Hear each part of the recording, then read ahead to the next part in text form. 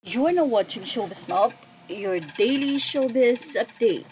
Wagi na naman ang isang parangal si Catherine Bernardo bilang People of the Year Entertainment.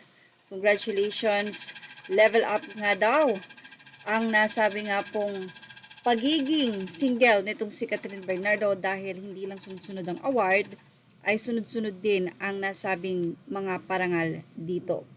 Well, kinongratulate nga siya ng Star Magic family. Samantala, matapos nga ang breakup nila Danielle at Catherine, nakakatuwa nga ang naging komento ng mga netizen matapos ngang ibahagi o i-post ng Manila Bulletin ang naging karakter nitong si Catherine Bernardo sa nasabing movie nito na mapapanood na ngayon sa Netflix ng A Very Good Girl. Samantala, narito naman ang naging post ng isang Facebook page, ang newspaper, kung saan ibinahagi nila ang naging linya ni Mercy sa nasabing movie na A Very Good Girl, ni Catherine Bernardo as Mercy in A Very Good Girl.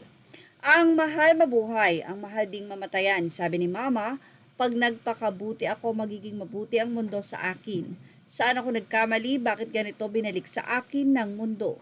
Samantala, tila naging literal naman sa mga netizen at hindi naintindihan na ito ay line ni Catherine Bernardo sa movie na A Very Good Girl.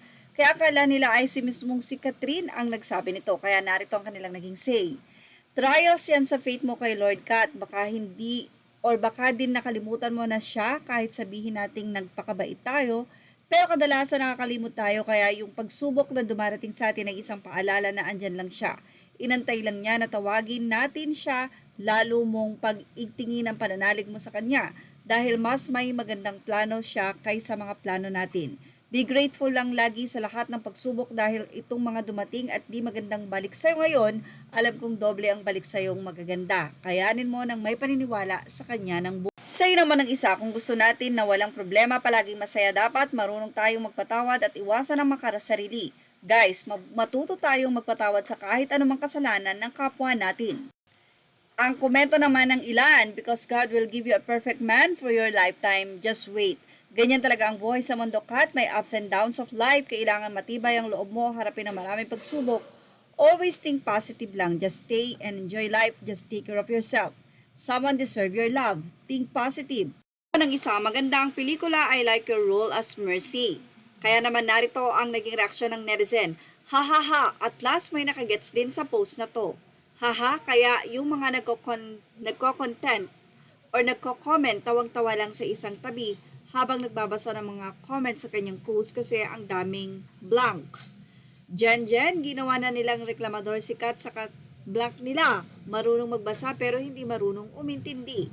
Sa dami ng comment dito, parang ikaw lang yung nakaintindi sa post na. Say naman ng isang netizen, hindi totally broken si Kat. Ang saya-saya pa nga niya. Biruin mo, nakakapag-party o nakakapag-panty na lang siya at brana. Dati hindi niya magawa at masyado siyang ginagawang inosente ni Danielle. Blank sa movie yan, kinuha nitong nag-post. Siguro hindi ka nanood ng movie ng Catherine na A Very Good Girl. Well, sabi ng iba, maganda at ang movie na ito ay grabe. Count your blessing and name them one by one.